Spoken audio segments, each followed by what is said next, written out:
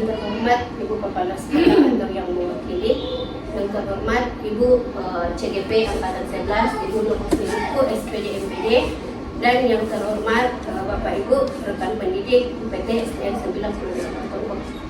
Kita panjatkan kepada Allah Subhanahu wa Ta'ala karena sampai pada saat ini kita masih diberikan nikmat kesehatan, nikmat kesempatan untuk hadir di sekolah kita ini dalam rangka mengikuti acara diseminasi budaya positif modul 1.4 dari kegiatan guru penggerak angkatan 11.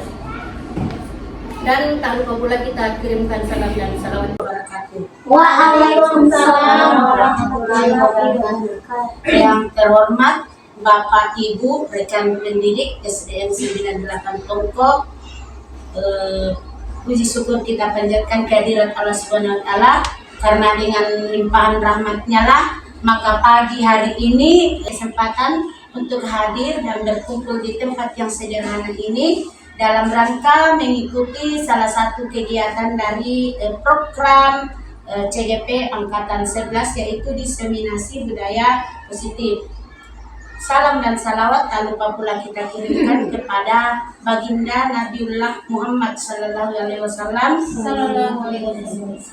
kepada keluarganya, sahabatnya, dan insya Allah sampai kepada kita yang masih taat terhadap ajaran yang dibawa oleh beliau.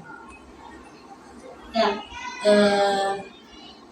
pada kesempatan ini saya pribadi mengucapkan terima kasih sebanyak-banyaknya karena telah Bapak Ibu guru telah meluangkan waktunya untuk mengikuti program CGP ini, di mana pada program ini CGP akan melakukan diseminasi pada budaya positif. Ya. Sebelum saya lanjut sebentar, kalau saya mengatakan SDN 998 Tongkok, Bapak Ibu guru bilang tetap semangat, luar biasa. Bisa? Oke, ya saya coba. SDN 98 Tongkok, tetap semangat, luar biasa. Oke, terima kasih. Melihat selain di atas tentang budaya positif, Bapak Ibu kira-kira apa yang terlintas di benak Bapak Ibu budaya positif? Ya, Ibu Ira silahkan. Terima kasih atas kesempatan yang diberikan kepada saya. Jadi menurut saya budaya positif ini adalah beberapa perilaku yang dilakukan oleh murid kita mulai dari start masuk pintu gerbang sampai di pada saat pulang jam sekolah. Jadi perilaku yang dilakukan oleh murid kita itu adalah perilaku yang positif, contohnya seperti saling menghargai, masuk kelas tepat waktu. Nah, perilaku itu yang dilakukan secara terus-menerus, itulah yang disebut dengan budaya positif. Iya. Jadi terima kasih. Jadi budaya positif itu menurut Ibu Ira bahwa perilaku yang positif yang dilakukan oleh murid yang dilakukan mulai dari masuk pintu gerbang dan sampai pulang nanti. Kemudian apakah budaya positif ini perlu diterapkan untuk kita dalam proses pembelajaran di kelas dan selama proses belajar di sekolah berlangsung, apakah perlu kita terapkan? Ya, budaya positif itu perlu kita terapkan di lingkungan sekolah, baik di dalam kelas maupun di luar kelas. Dan budaya positif ini merupakan nilai-nilai yang harus kita kembangkan di sekolah. Ya.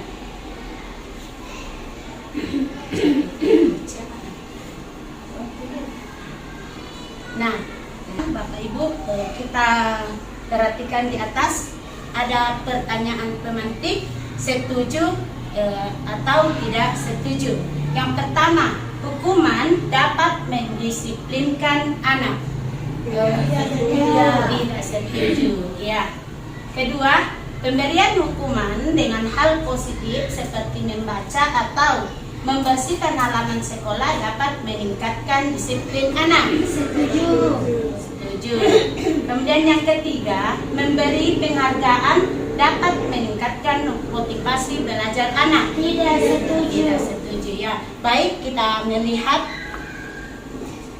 konsep utama modul budaya positif adalah yang pertama, disiplin positif, kebutuhan dasar manusia, motivasi perilaku manusia, keempat, posisi kontrol restitusi, 5, keyakinan kelas, dan yang keenam, segitiga restitusi. Pembelajaran dengan paradigma baru. Pembelajaran dengan paradigma baru dilakukan berdasarkan prinsip pembelajaran berdiferensiasi sehingga setiap murid belajar sesuai dengan kebutuhan dari tahap perkembangannya untuk mewujudkan profil belajar Pancasila. Ya, Bapak Ibu, kita ketahui bahwa pada profil pelajar Pancasila itu terdapat 6 dimensi. Ya, ada yang bisa sebutkan dari ke-6 dimensi? Ya, silakan Ibu Hasnah.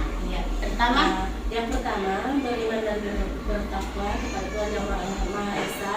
Ya. Yang kedua, mandiri. Yang ketiga, gotong royong. Yang keempat, kreatif. Yang kelima, berakhlak mulia. Keenam, bernalar kritis. Ya. Jadi dimensi dari profil belajar Pancasila itu adalah beriman dan bertakwa kepada Tuhan Yang Maha Esa,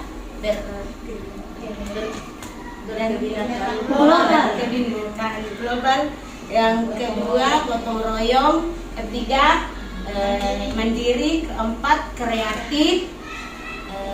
Kelima, bernalar kritis. Ya. Pada perubahan paradigma ini ada kegiatan yang akan kita lakukan. Tapi sebelumnya saya minta kepada Bapak Ibu untuk berpasangan. Dua orang, ada yang sebagai A dan ada yang sebagai B. Tapi sebelumnya saya akan bagikan kertas.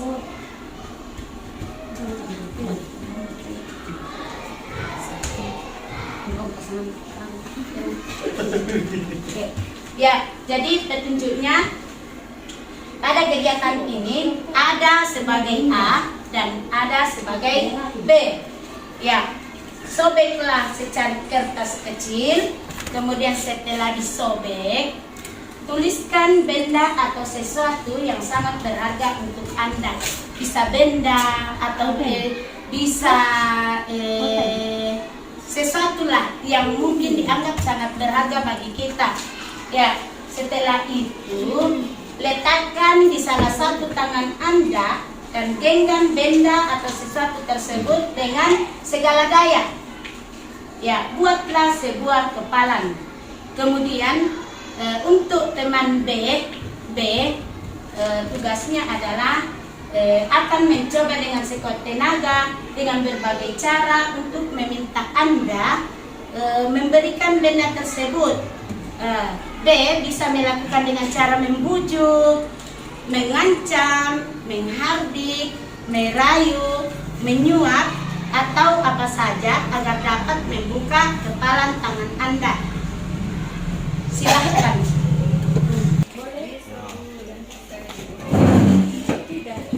Atau saya ganti dengan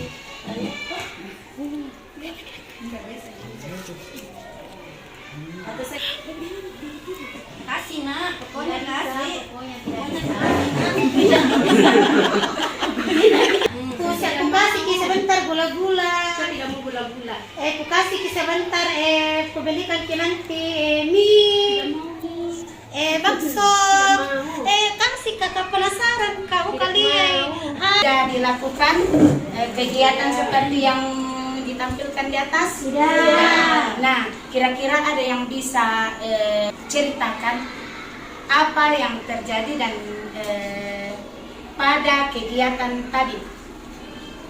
Ada yang bisa simpulkan apa yang terjadi pada proses antara A dan B tadi?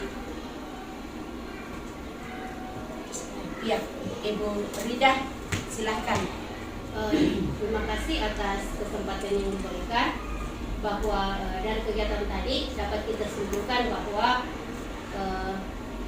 tidak ada orang lain yang bisa mengontrol diri kita kecuali diri kita sendiri. Bagaimanapun orang tersebut dengan berbagai cara, maka yang dapat mengontrol diri kita sendiri adalah diri kita sendiri, bukan orang lain. Terima kasih.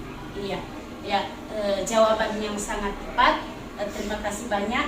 Ya, dari kegiatan di atas dapat disimpulkan bahwa dalam kehidupan ini tidak ada manusia yang bisa mengontrol orang lain. Yang bisa mengontrol diri itu adalah diri kita sendiri. Walaupun dengan segala bujukan, dengan segala rayuan, apalagi dengan mengancam atau menghati, yang bisa mengontrol diri itu adalah diri kita sendiri. Ya, berikutnya miskonsepsi teori kontrol atau teori pilihan. Ya, ilusi guru mengontrol murid. Itu yang pertama. Yang kedua, ilusi bahwa kritik dan membuat orang merasa bersalah dapat menguatkan karakter. Yang ketiga, ilusi bahwa semua penguatan positif efektif dan bermanfaat. Dan berikutnya, ilusi bahwa orang dewasa memiliki hak untuk memaksa. Ya, perubahan paradigma stimulus respon, teori kontrol. Siapa sesungguhnya yang memiliki kontrol? Ya, stimulus respon yang pertama, kita mencoba mengubah orang agar berpandangan sama dengan kita. Teori kontrolnya, kita berusaha memahami pandangan orang lain tentang dunia. Yang kedua, perilaku buruk dilihat sebagai suatu kesalahan. Ya, teori kontrolnya, semua perilaku memiliki tujuan.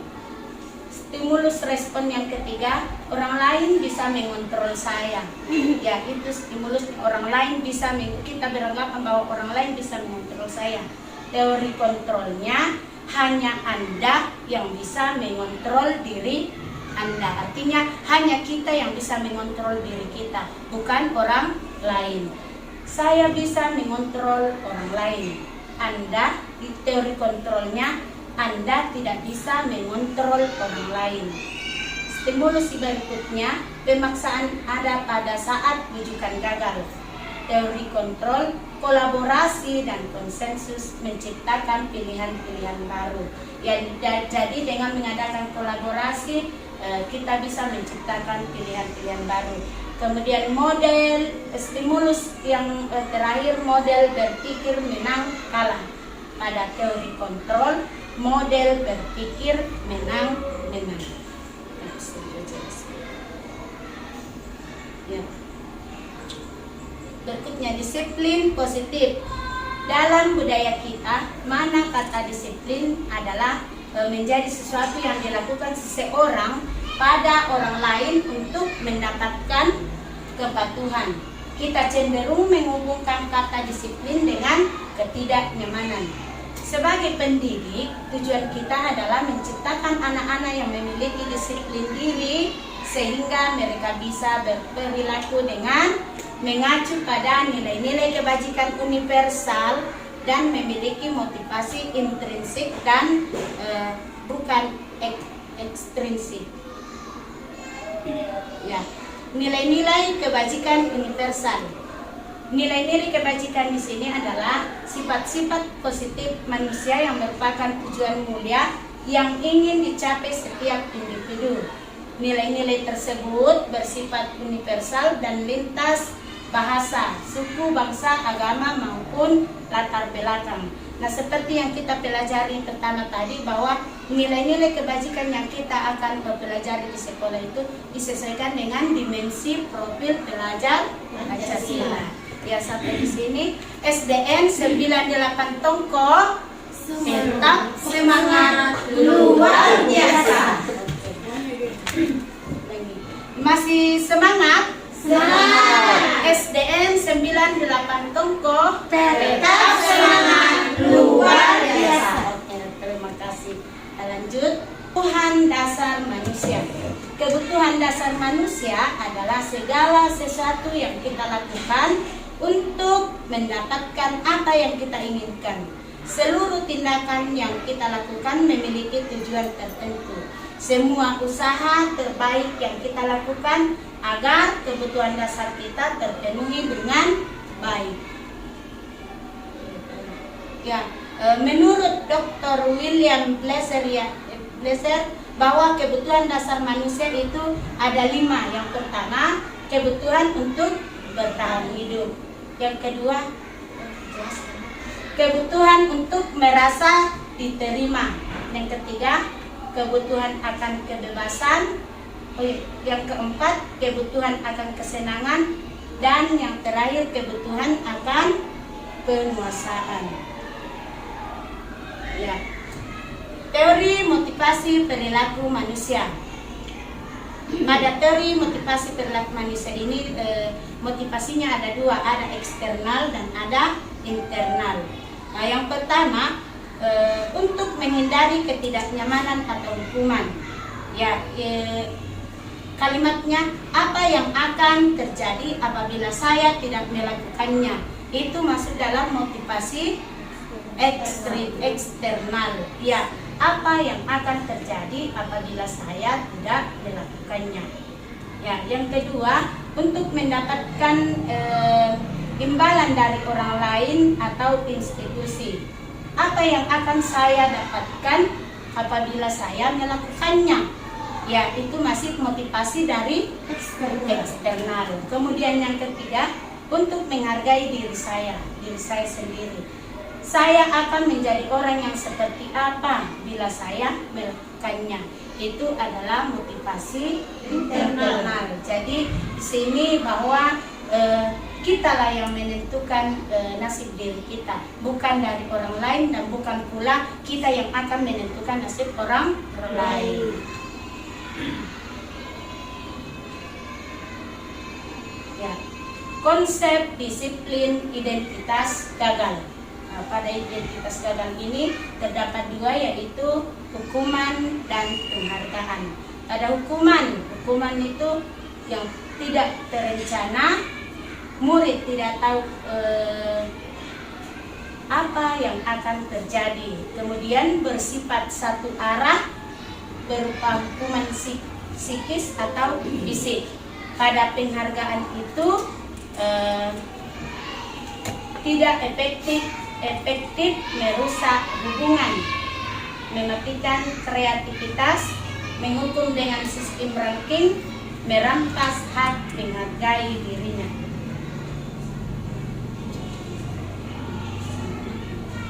Ya, yang tadi konsep disiplin identitas gagal, namun ada konsep disiplin identitas sukses. Terbagi 2, yaitu konsekuensi dan restitusi.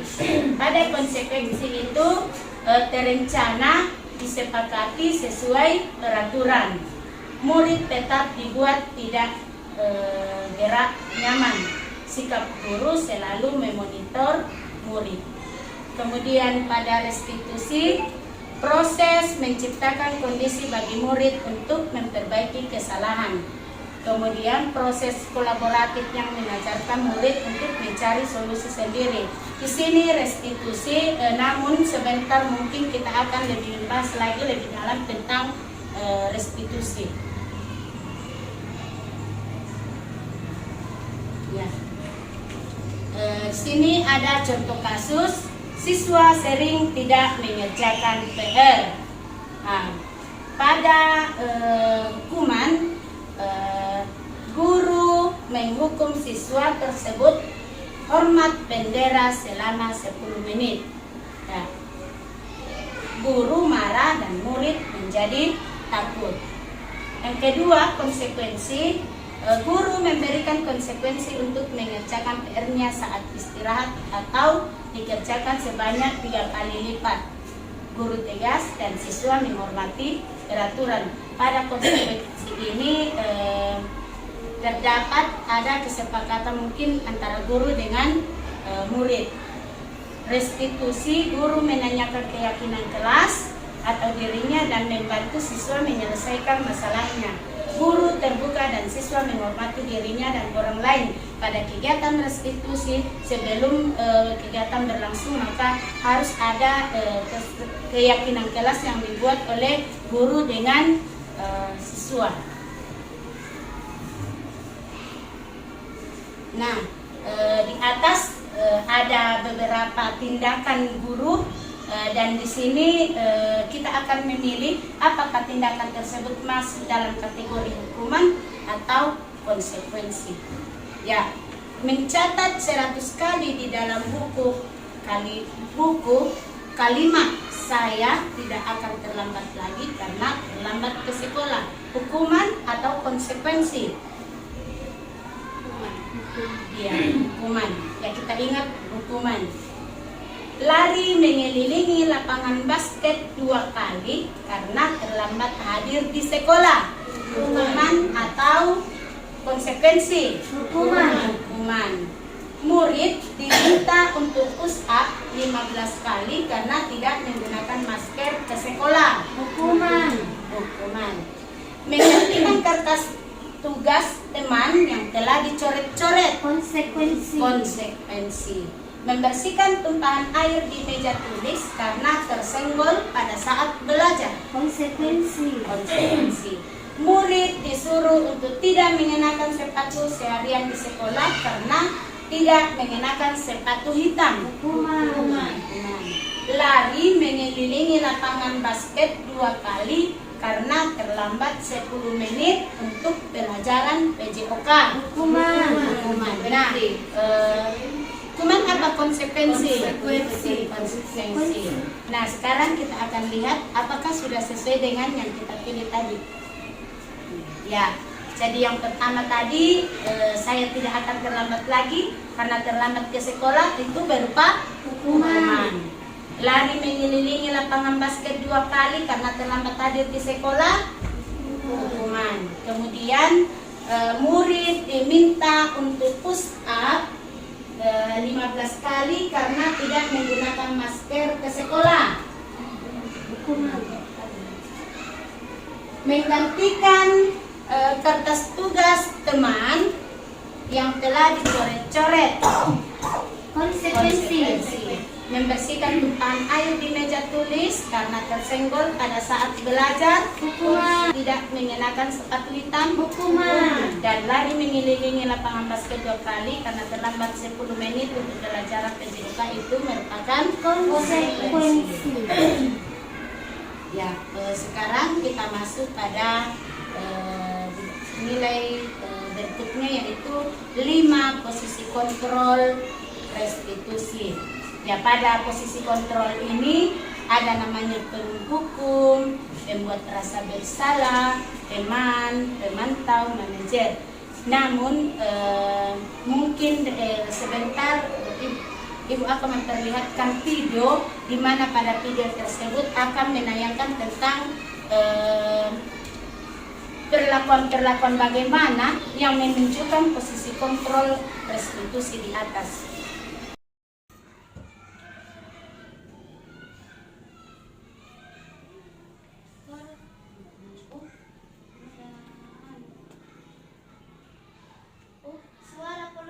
Bluetooth, ano pa? Kita lang, Bluetooth ano pa? Chromebook.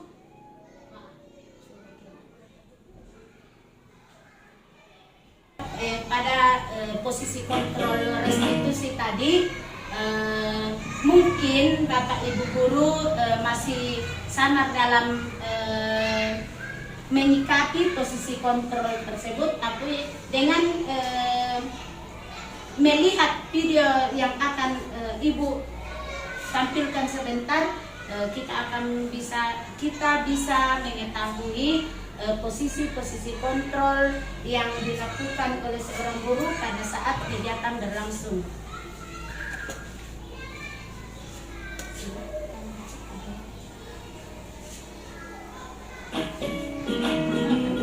Salam bahagia Ibu dan Bapak guru hebat. Dalam penerapan disiplin positif restitusi, salah satu program yang dikembangkan adalah 5 posisi kontrol. 5 posisi kontrol dalam restitusi adalah proses perjalanan seorang pendidik agar dapat mengenali dirinya.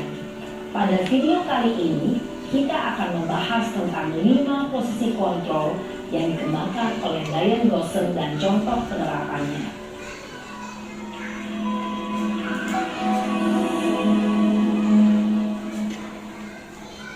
5 posisi kontrol itu adalah 1. Posisi penghukum. 2. Posisi pembuat merasa bersalah. 3. Posisi teman. 4. Posisi pemantau atau monitor. Dan 5. Posisi manajer. Untuk lebih memahami kelima posisi tersebut, mari kita saksikan kasus Naren yang terlambat hadir 20 menit di sekolah dan melihat bagaimana kelima posisi kontrol dalam menghadapi masalah tersebut.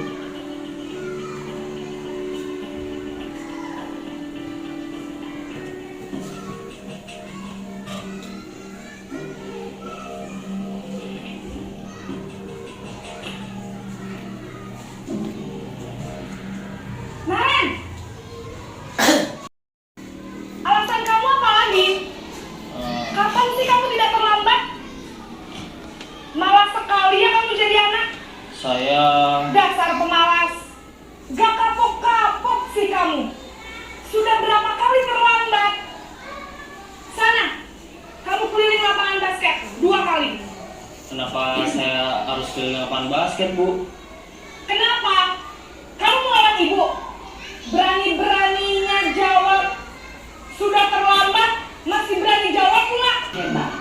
Dampak yang terjadi pada murid ketika guru berada pada posisi penghukum adalah murid cenderung akan memberontak, bahkan menyimpan dendam.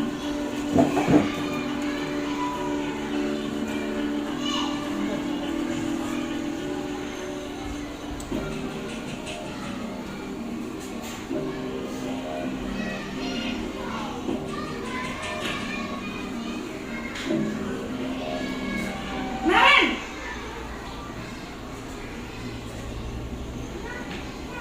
Selamat pagi, Bu. Naren, kamu kenapa terlambat lagi, nak? Ya Tuhan, Naren, kamu senang ya bikin ibu susah ya? Kalau kamu terlambat lagi, nanti ibu yang ditegur bapak kepala sekolah, nak. Nah ini,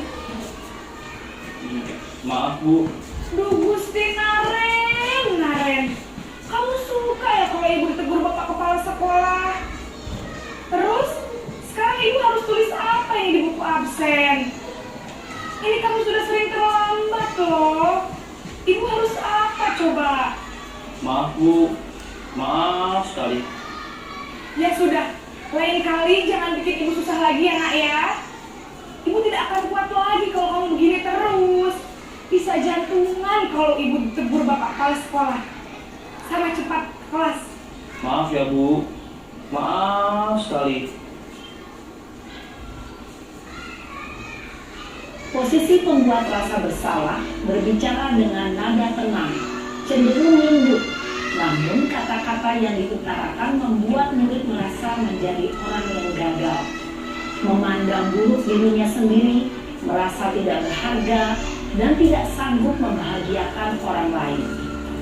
Ketika guru mengambil posisi pembuat rasa bersalah, murid akan menganggap dirinya yang bersalah dan ia akan menyimpan emosi negatif tersebut di dalam dirinya.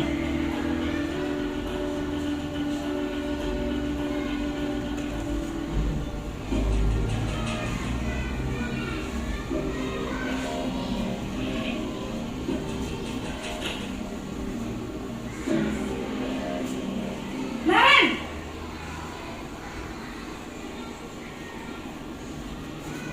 Selamat pagi, Bu. Wah, sudah jam berapa ini, Nak? Terlambat lagi ya, sayang. Iya, Bu.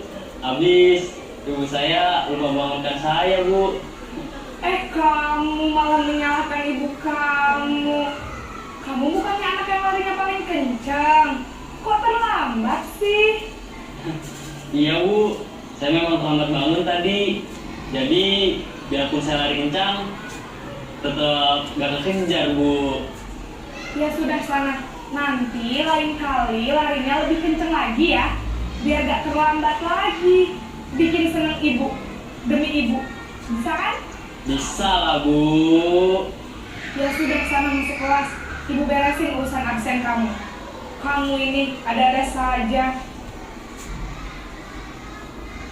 Dalam posisi teman, guru berbicara dengan nada suara ramah, akrab, cenderung bersenda gurau untuk menjaga suasana tetap santai. Murid akan merasa senang, aman, dan akrab dengan guru. Identitas yang tercipta adalah identitas sukses atau berhasil. Namun, perlu diingat, karena ini masih dorongan eksternal, maka ada faktor ketergantungan dari murid kepada orang tertentu. Di sini guru absennya, sehingga di lain waktu murid bisa berperilaku baik, namun hanya kepada orang-orang tertentu saja.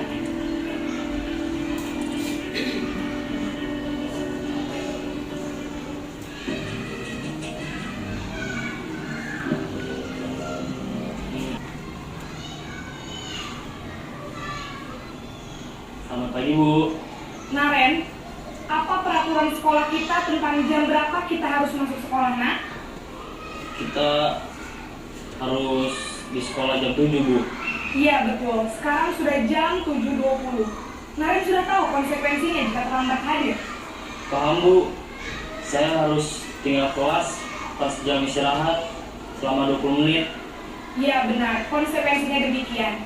Jadi nanti jam 9.30 pas istirahat, kamu harus tinggal di kelas, kerjakan tugas tambahan untuk ketertinggalan kamu, ya? Baik, Bu. Posisi pemantau mengandalkan penghitungan atau data untuk mengontrol murid. Guru mengarahkan murid berdasarkan peraturan dan konsekuensi. Seorang pemantau menunjukkan bahasa tubuh dan ekspresi wajah yang datar dan cenderung formal.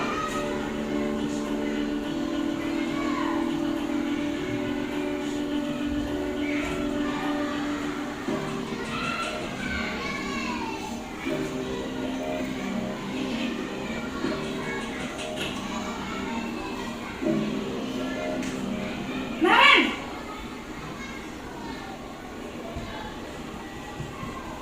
Selamat pagi, Bu. Selamat pagi, Naren. Maaf, Bu. Saya terlambat.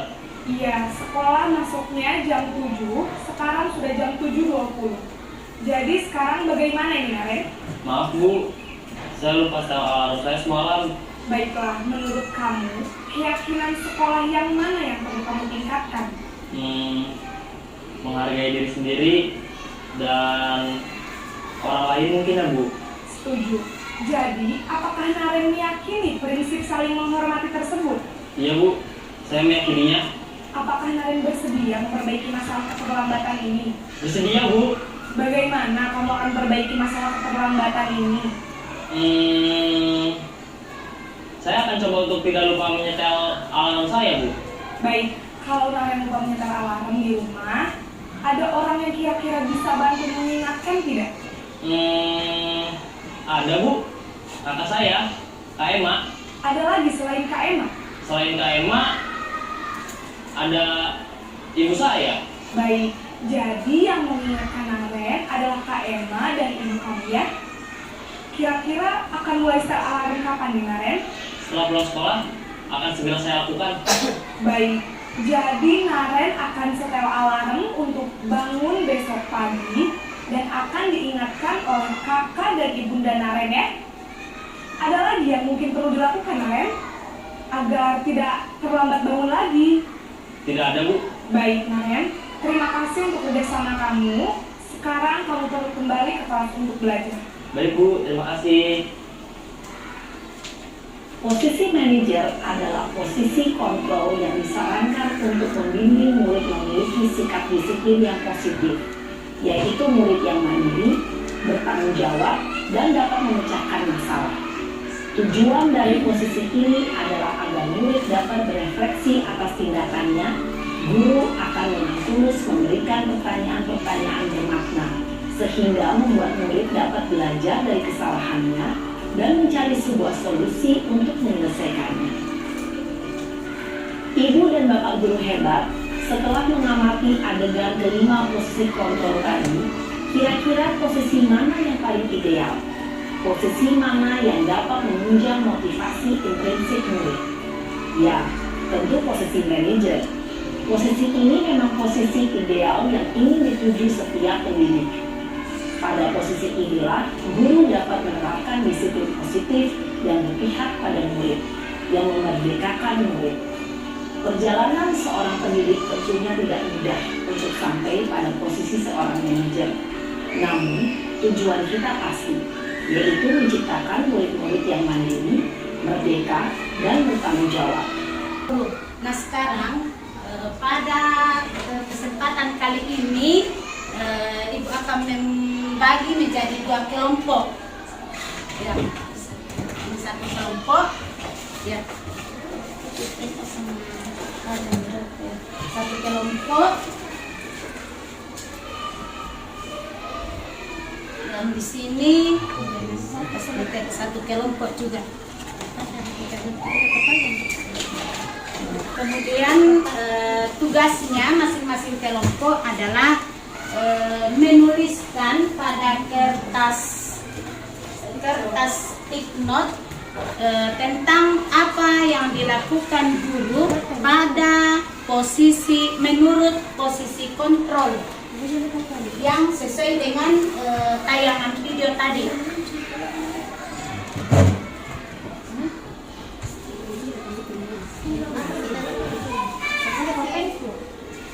Posisi ya saya berteman mana kota saya Ganti ya lo kita pas dengan warnanya.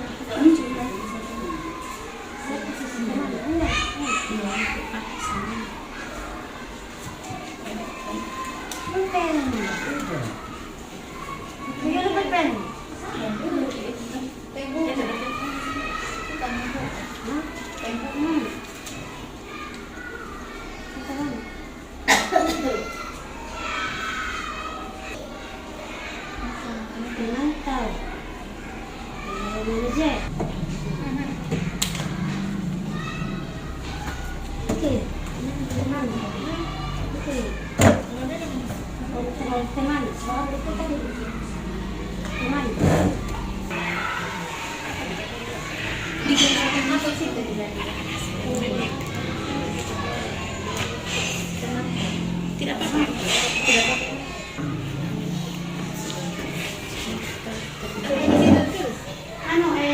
Rasa bersalah. Jadi rasa bersalah.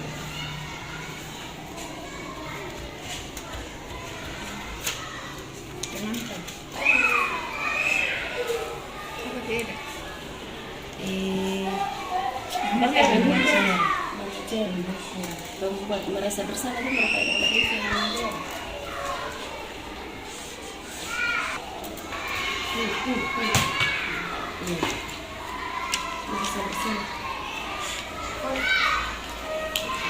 Masih ada.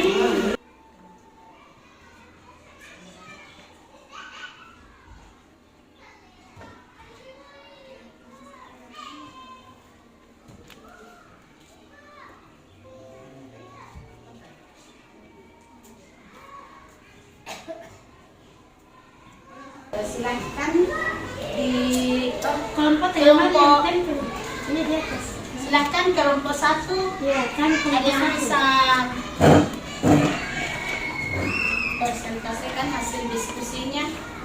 yang diberikan kepada saya di sini 5 posisi kontrol yang guru biasanya lakukan. Yang pertama penghukum. Di sini tadi, nah kamu selalu terlambat. Sana keliling 5 kali di lapangan basket. Kalau membuat merasa bersalah, nah Naren, kenapa terlambat lagi? Kalau kamu terlambat terus ibu yang akan ditegur sama bapak kepala sekolah. Kalau teman, besok larinya kencang ya supaya tidak terlambat lagi. Kamu bisa membuat ibu senang ya. Kalau pemantau, Naren, apa peraturan sekolah kita? Apa konsekuensi kalau kamu terlambat lagi? Kalau manajer, menurut kamu Naren, peraturan sekolah mana yang perlu kamu tingkatkan? Oke, sekian. Terima kasih. Ya. Ya, berikan aplaus kepada kelompok. Selanjutnya kepada kelompok 2, silahkan presentasikan hasil diskusinya. Terima kasih atas kesempatan yang diberikan kepada kami selaku kelompok 2 untuk mempresentasikan hasil pengamatan kami terhadap video yang dipaparkan oleh Ibu tadi. Nah, di video yang Ibu paparkan tadi, di sini kami mendapatkan materi tentang 5 posisi kontrol. Yang pertama yaitu penghukum, yang kedua teman, yang ketiga pembuat merasa bersalah, yang keempat pemantau, dan yang terakhir yaitu posisi manajer.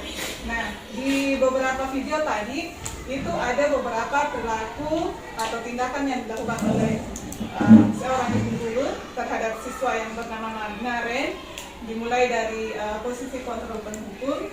Nah, di posisi kontrol penghukum di sini tindakan yang dilakukan oleh ibu tersebut yaitu ibu tersebut menyuruh Naren untuk keliling lapangan pada saat melakukan pelanggaran. Dan kemudian posisi yang kedua yaitu posisi teman. Di sini ibu tersebut berperilaku sebagai seorang teman, berbicara kepada Naren layaknya seorang teman, sehingga Naren menganggap bahwa gurunya tersebut bisa menolongnya lagi pada saat membuat kesalahan. Kemudian posisi yang ketiga yaitu posisi pembuat merasa bersalah. Di sini ibu tersebut mengeluarkan beberapa kata-kata yang membuat Naren merasa dirinya bersalah, seperti pada saat ibu guru tersebut mengucapkan bahwa tindakan yang kamu lakukan Naren itu akan membuat ibu jantungan. Contohnya tadi yang ada di dalam. Jadi otomatis Naren akan merasa bersalah. Kemudian posisi yang keempat yaitu posisi pemantau.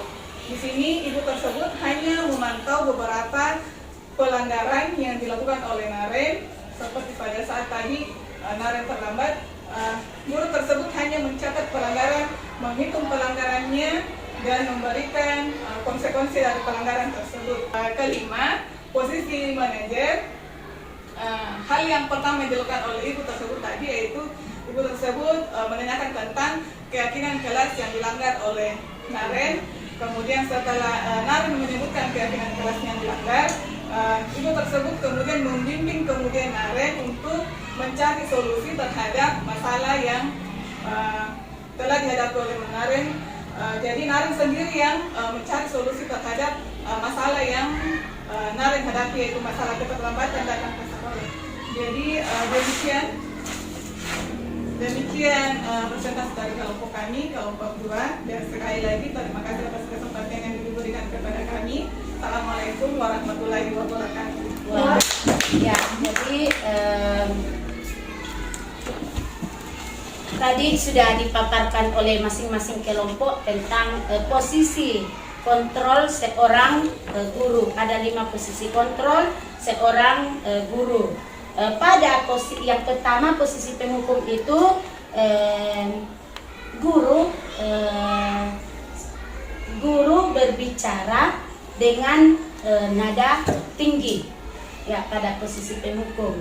Dan dampak yang akan dialami oleh murid adalah murid akan cenderung berontak dan menyimpan dendam terhadap guru.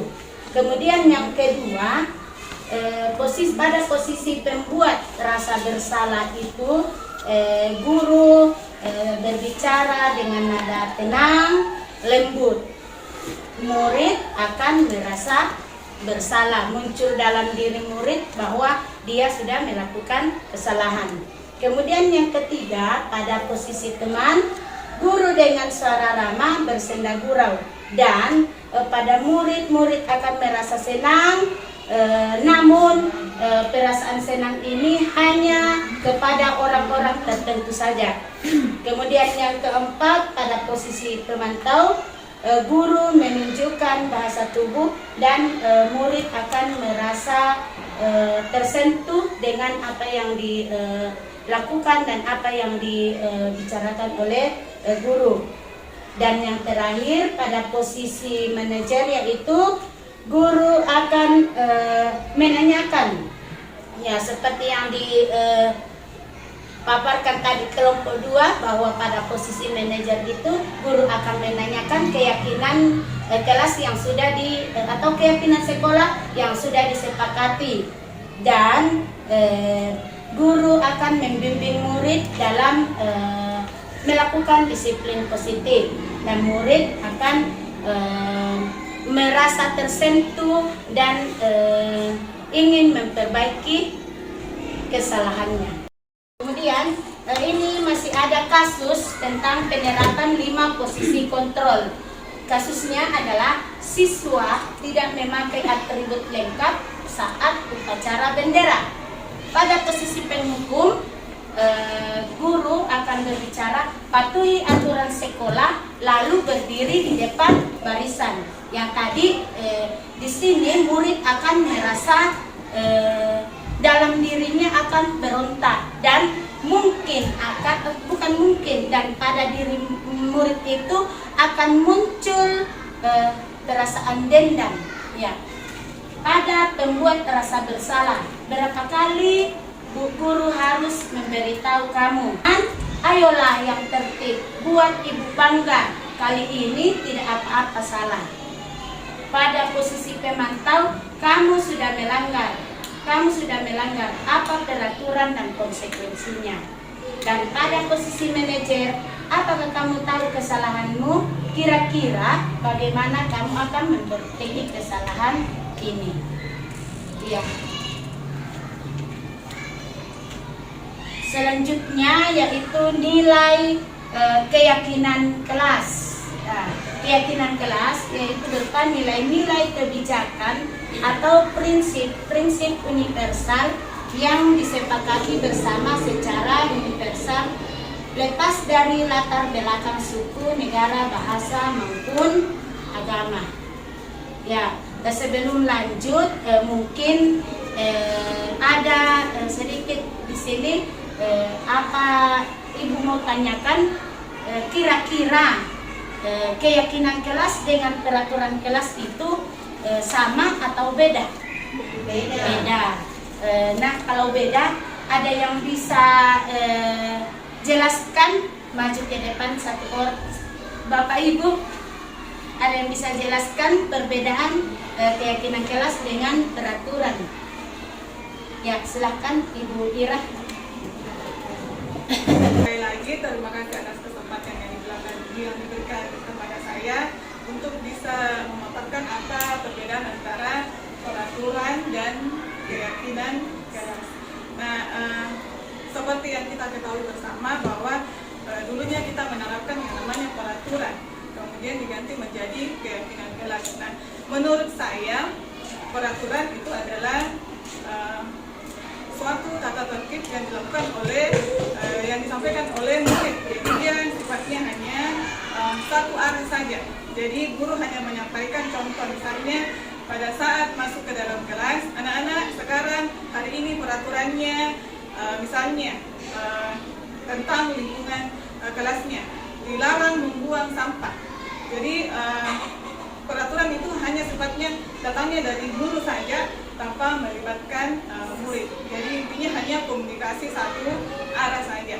Kemudian untuk keyakinan kelas yang sudah kita terapkan semuanya, yaitu sifatnya komunikasinya dua arah. Contohnya pada saat kita masuk ke dalam kelas, kita menuntut murid untuk menyebutkan sendiri kegiatan yang akan dilakukan selama proses belajar dalam kelas. Contohnya seperti tadi lingkungan kelas seperti apa yang kita inginkan pada saat proses belajar. Jadi otomatis anak-anak sendiri yang menyebutkan kelas yang bersih, Bu. Jadi kita yang sampaikan kira-kira apa yang kita lakukan nak kalau kelas kita mau bersih. Jadi mereka akan menyebutkan kembali menjaga kebersihan kelas, Ibu. Jadi itu satu contoh keyakinan kelas. Jadi keyakinan di kelas itu dibuat berdasarkan komunikasi dua arah antara guru dengan murid. Nah, karena dilakukan dua arah dan disepakati bersama, jadi ada dorongan dari dalam diri murid tersebut sendiri untuk melaksanakan keyakinan kelasnya karena dibuat secara bersama tanpa adanya hukuman atau konsekuensi. Jadi sekian dari saya, terima kasih atas kesempatan. Penjelasan yang sangat lengkap tentang perbedaan peraturan dengan keyakinan kelas, di mana intinya dalam situ bahwa peraturan itu hanya dibuat oleh satu arah, yaitu dibuat oleh guru. Nah, sedangkan keyakinan kelas adanya kesepakatan antara guru dengan murid. Ya.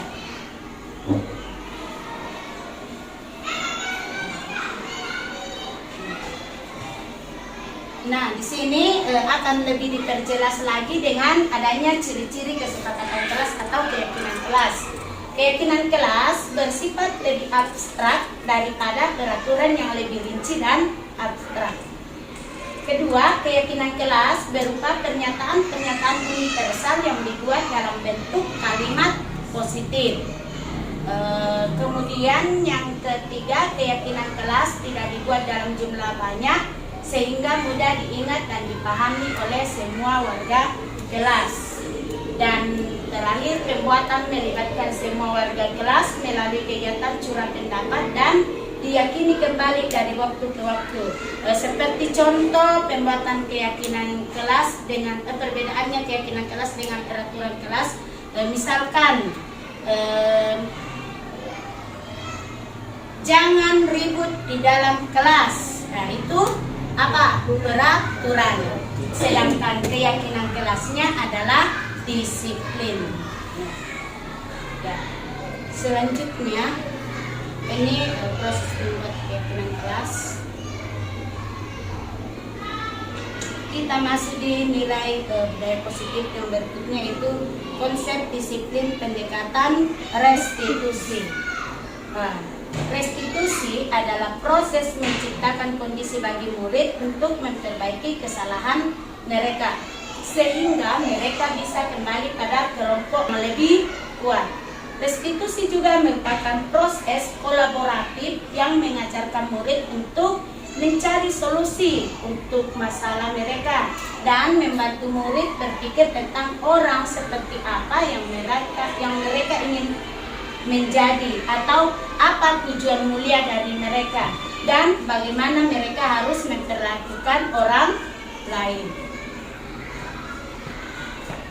Ya, ciri restitusi bukan untuk menebus kesalahan, namun untuk belajar dari kesalahan, memperbaiki hubungan, tawaran bukan paksaan. Kemudian restitusi menuntun untuk melihat ke dalam diri. Restitusi mencari kebutuhan dasar yang mendasari tindakan. Kemudian restitusi diri adalah cara yang paling baik. Restitusi fokus pada karakter, bukan tindakan. Restitusi fokus pada solusi. Kemudian restitusi mengembalikan murid yang berbuat salah pada kelompoknya. Nah, ini gambaran tentang segitiga restitusi, di mana pada segitiga restitusi itu terdapat 3 tindakan. Yang pertama, menstabilkan identitas. Pada menstabilkan identitas ini, setiap orang pasti pernah melakukan kesalahan. Artinya, contoh kalimat yang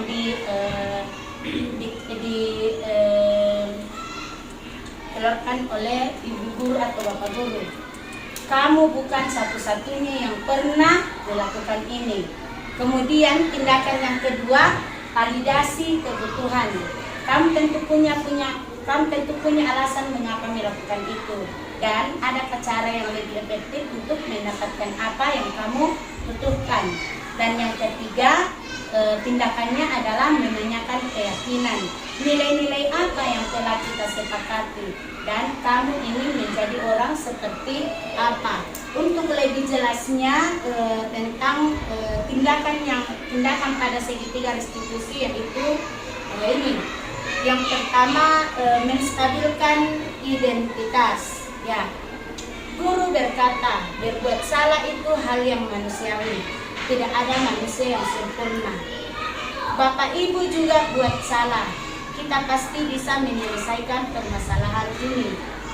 Bapak Ibu tidak tertarik untuk mencari tahu siapa yang benar, siapa yang salah. Bapak Ibu lebih tertarik untuk menyelesaikan masalah. Kalau kamu menyalahkan dirimu sendiri terus-menerus, apakah kamu bersikap baik pada dirimu? Ya, itu kalimat-kalimat yang ada pada tindakan menstabilkan identitas. Kemudian yang kedua, validasi kebutuhan. Ya, guru berkata, kamu bisa saja akan melakukan hal yang lebih buruk, tapi kamu tidak melakukannya, kan? Yang kedua, kamu pasti punya alasan mengapa melakukannya. Yang ketiga, apa yang penting bagi kamu? Kamu boleh tetap berusaha menjaga sikap itu, tapi tambahkan sikap yang lain yang baru. Maukah kamu belajar cara lain untuk mendapatkan yang kamu butuhkan tanpa harus memukul? Apakah kamu bisa melakukan dengan lebih baik besok lagi? Ya. Kemudian tindakan yang ketiga, menanyakan keyakinan. Pada menanyakan keyakinan ini, guru akan berkata, apa nilai yang kita percaya di kelas atau sekolah kita? Kemudian nilai-nilai universal apa yang telah kita sepakati? Kelas yang ideal itu seperti apa sih? Kamu ingin menjadi anak seperti apa? Apa yang kamu rasakan? Ketika kamu melakukan itu, kamu menjadi orang yang seperti apa? Namun, saya rasa di sini untuk melakukan ini, saya ingin menambahkan bahwa sebelum kita melakukan restitusi, sebaiknya dan harus itu kita lakukan adanya keyakinan kelas terlebih dahulu di dalam kelas. Tapi saya rasa mungkin Bapak Ibu sudah ada kesepakatan kelasnya. Ya, kemudian untuk berikutnya kesimpulan dari kegiatan saya pada hari ini, saya mengutip kata dari Stephen R. Covey. Ya, bila kita ingin membuat kemajuan perlahan, sedikit-sedikit ubahlah sikap atau perilaku Anda. Namun bila kita ingin memperbaiki cara-cara utama kita, maka kita perlu mengubah kerangka acuan kita. Ubahlah bagaimana Anda melihat dunia, bagaimana Anda berpikir tentang manusia. Ubahlah paradigma Anda dan penjelasan aspek-aspek tertentu tentang realitas. Dan pada kesempatan ini mungkin sampai di sini pemaparan dari budaya positif ini. Terima kasih atas kesempatan. Assalamualaikum warahmatullahi wabarakatuh. Waalaikumsalam warahmatullahi wabarakatuh. Demikianlah kegiatan diseminasi penerapan dan pemahaman disiplin positif oleh Ibu CGP Angkatan 11, dan kepada Ibu kami mengucapkan terima kasih. Kita tutup acara kita ini dengan ucapan hamdalah.